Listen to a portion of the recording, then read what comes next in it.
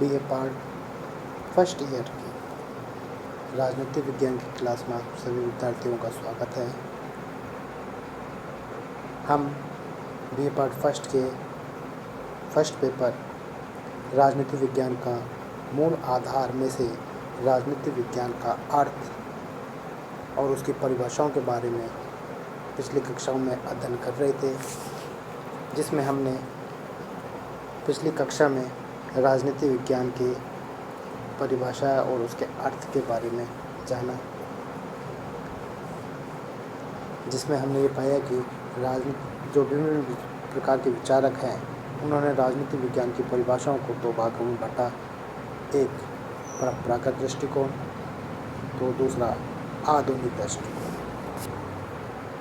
परंपरागत दृष्टिकोण में राजनीति विज्ञान की परिभाषाओं को फिर तीन भागों में वर्गीकृत किया: राज्य के अध्ययन के रूप में, सरकार के अध्ययन के रूप में, राज्य और सरकार के अध्ययन के रूप में। इसके पश्चात आज हम राजनीति विज्ञान की जो आधुनिक दृष्टिकोण के अनुसार क्या क्या परिभाषा हैं उसके बारे में आज चर्चा करेंगे। जो राजनीति विज्ञान का आधुनिक दृष्टिकोण है या आधुनिक विचारक हैं, विद्वान हैं, वे परंपरागत दृष्टिकोण के द्वारा जो भी परिभाषाएं दी गई हैं उन्हें वो तुच्छ मानते हैं या संकीर्ण मानते हैं। उनका मानना है कि परंपरागत दृष्टिकोण है वह केवल राज्य, सरकार एवं मानव के राजनीतिक आयाम के अध्ययन तक ही सीमित है। उन्होंने यहीं तक अपने आप को सीमित रखा। इससे आगे बढ़कर उन्होंने राजनीति विज्ञान का अध्ययन करने का प्रयास नहीं किया। इन सब परिभाषाओं में राजनीति विज्ञान के जो क्रियात्मक पक्ष हैं उनकी इन्होंने पूर्ण रूप से उपेक्षा की, जिनमें शक्ति, सत्ता, प्रभाव, बल, औचित्य, निर्णय निर्माण ऐसी अलग अलग नवीन तत्व थे जिनको आधुनिक दृष्टिकोण ने महत्व दिया। आधुनिक दृष्टिकोण के जो प्रतिपादक हैं, जो विचारक हैं, उनमें Catlin, Lasswell, Easton, Gabriel, Almond, Robert Hale, Kaplan आदि प्रमुख हैं।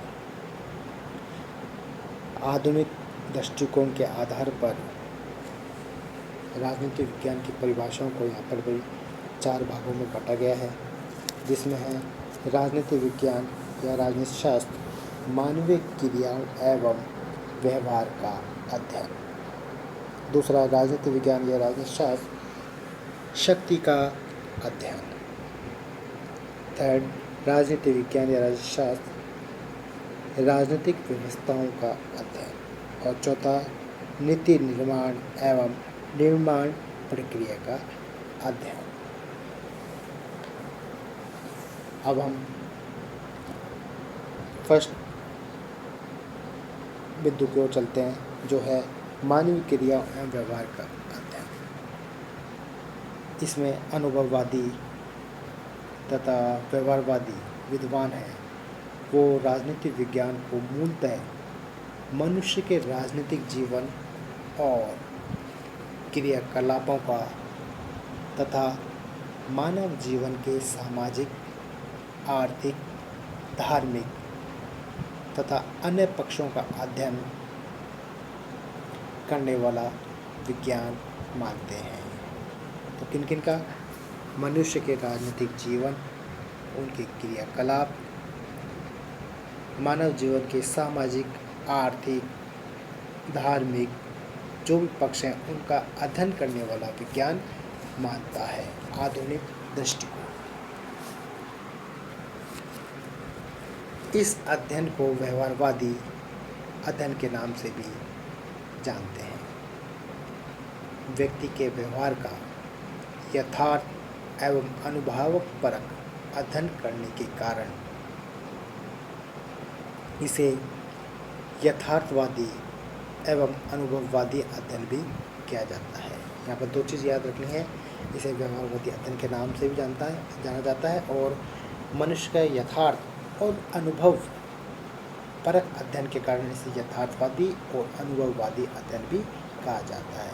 यह कहें कि जो आधुनिक दृष्टिकोण है वो मनुष्य के क्रियाकलाप और समस्त व्यवहारों का अध्ययन करने वाला विज्ञान मानता है, आधुनिक दृष्टिकोण। सेकंड पॉइंट जो है इसका राजनीतिक विज्ञान है वो शक्ति का अध्ययन है। जो आधुनिक राजनीतिक वैज्ञानिक है वो राजनीतिक विज्ञान को शक्ति का विज्ञान या शक्ति को राजनीतिक विज्ञान की मूल संकल्पना मानते हैं, जिनमें Lasswell, Merriam, Max Weber, Russell, Morgenthau आदि हैं। इनके अनुसार शक्ति एक ऐसी बुनियादी संकल्पना है जो राजनीतिक विज्ञान के सभी विभागों को एक सूत्र में पिरो देती है। क्या मानते हैं कि जो राजनीतिक विज्ञान के जो समस्त विभाग हैं उनको एक सूत्र में पिरो देती है। कौन? शक्ति। क्योंकि शक्ति नहीं है तो इसके माध्यम से हम अध्ययन नहीं कर पाएंगे। इसलिए जो इसकी शक्ति को राजनीतिक विज्ञान के विभाग हैं उनको एक सूत्र में, एक माला के रूप में पिरो देती है। कैटलिन कहता है कि राजनीतिक विज्ञान शक्ति का विज्ञान है। हरमन हेलर के अनुसार राजनीतिक शास्त्र शक्ति की प्राप्ति, रक्षा, वितरण का अध्ययन करने वाला शास्त्र है। बेकर के अनुसार राजनीति को शक्ति से अपृथकनीय माना है, क्योंकि राजनीति को हम शक्ति से अलग नहीं कर सकते हैं। मॉर्गेनथौ के अनुसार राजनीति को शक्ति के लिए संघर्ष की संज्ञा देता है। तीसरा बिंदु, राजनीतिक विज्ञान राजनीतिक व्यवस्थाओं का अध्ययन, जिसमें डेविड ईस्टन, आमंड जैसे अनेक विचारकों के मत में राजनीतिक विज्ञान संपूर्ण शासन राजनीतिक विज्ञान संपूर्ण राजनीतिक व्यवस्थाओं का अध्ययन है। क्या है? आमंड है, डेविड ईस्टन है, वो क्या कहते हैं कि राजनीतिक विज्ञान संपूर्ण राजनीतिक व्यवस्थाएं, राजनीति के अंदर जो भी व्यवस्थाएं आती हैं उन सब का अध्ययन करने वाला विज्ञान है। राजनीतिक व्यवस्था में शासन की औपचारिक के साथ साथ हम ये कहें कि अनौपचारिक जो तत्व हैं वो भी समाहित होते हैं, क्योंकि औपचारिक रूप से भी शासन को प्रभावित किया जाता है और अनौपचारिक तत्वों के माध्यम से भी उसे प्रभावित किया जाता है। इसलिए राजनीतिक विज्ञान में इन समस्त राजनीतिक व्यवस्थाओं का भी अध्ययन किया जाना आवश्यक है। राजनीतिक व्यवस्थाओं का अध्ययन होने के कारण यह अध्ययन अत्यधिक व्यवहारिक और उपयोगी है। फोर्थ पॉइंट, राजनीतिक विज्ञान नीति निर्माण और निर्णय प्रक्रिया का अध्ययन है। तो नीति निर्माण, कोई भी कार्य करना है तो नीति बनाना, किस प्रकार करना है, क्या करना है, योजना बनाना, उसका भी इसमें अध्ययन आवश्यक है। तो इसलिए कुछ विद्वान कहते हैं कि राजनीतिक विज्ञान नीति निर्माण और नीति प्रक्रिया का भी अध्ययन है। नीति निर्माण मानव जीवन का सार तत्व है और राजनीतिक नीति निर्माण हमारी संपूर्ण निर्णय प्रक्रिया का भाग है। जो राजनीतिक है वो क्या है? निर्णय निर्माण। राजनीतिक जो निर्णय निर्माण है वो हमारी संपूर्ण निर्णय प्रक्रिया का एक मुख्य भाग है। यदि राजनीतिक शास्त्र सरकार का अध्ययन है तो सरकार का मुख्य कार्य क्या होगा? निर्णय निर्माण। तो राजनीतिक शास्त्र को निर्णय निर्माण का विज्ञान कहा जा सकता है।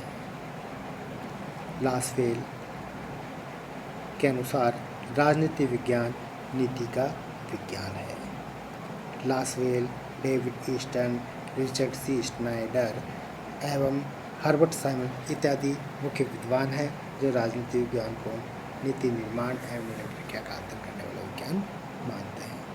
इस प्रकार जो आधुनिक राजनीति विज्ञान है में राज्य सरकार की औपचारिक अध्ययन के स्थान पर मनुष्य के राजनीतिक व्यवहार, राजनीतिक प्रक्रियाओं एवं उन समस्त अनौपचारिक तत्वों का अध्ययन पर भी बल देता है जो राजनीतिक व्यवस्था को प्रभावित करते रहते हैं।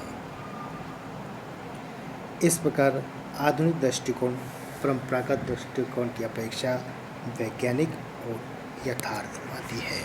यह कहें कि इसके जो आधुनिक दृष्टिकोण है इसके क्षेत्र को और अधिक व्यापक विस्तृत बना देता है, क्योंकि जो परंपरागत दृष्टिकोण है केवल राज्य के अध्ययन, सरकार के अध्ययन और राज्य व सरकार के अध्ययन तक ही सीमित रहता है, जबकि आधुनिक दृष्टिकोण इसे व्यापक बनाता है, जिसमें मानवीय जो क्रियाएं उनके व्यवहारों का संपूर्ण व्यवहारों का अध्ययन किया जाता है, साथ ही शक्ति का अध्ययन, राजनीतिक व्यवस्थाओं का अध्ययन और राजनीति विज्ञान नीति निर्माण और नीति प्रक्रियाओं का भी अध्ययन करता है।